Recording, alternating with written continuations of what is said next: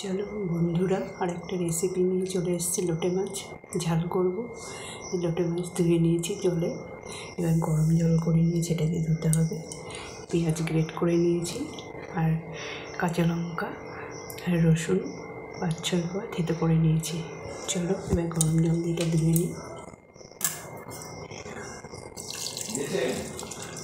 চলো ভালো করে ওয়াশ করে এবার দেখাচ্ছি। বসিয়ে দিয়েছি কড়াইতে, গ্যাসটা ধরিয়ে দিয়েছি। এবার শুকনো লঙ্কা তেজপাতা ফোড়ন দিয়ে দেবো, রসুন আর কাঁচা লঙ্কা দিয়ে দেবো, দিয়ে দেবো পেঁয়াজটা।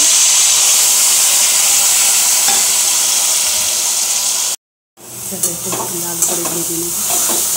একটু আদা বাটা দিয়ে দেবো, পেস্টটা দেখো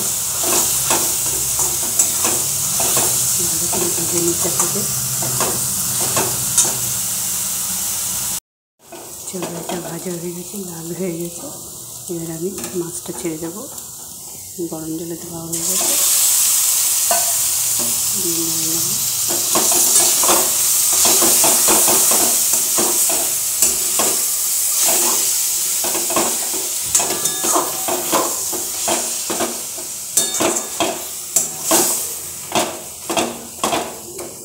এবারে নুন, হলুদ, জিরের গুঁড়ো, একটু লঙ্কার গুঁড়ো দিয়ে দেবো। ভালো করে কষাতে হবে, এটায় কোনো জল পড়বে না। ফিরে আসছে কিছুক্ষণ পর। চলো, একটু টমেটো সস দিয়ে দিয়েছি। হয়ে গেছে আমার লোটে মাছের ঝাল। চলো সার্ভ করে দিচ্ছি। চলো পাত্রে ঢেলে নিয়েছি। চলো, কেমন লাগলো তোমাদের ভিডিওটা? ভালো লাগলে লাইক, কমেন্ট, শেয়ার করতে ভুলো না। ভিডিওটি দেখার জন্য অনুরোধ রইল।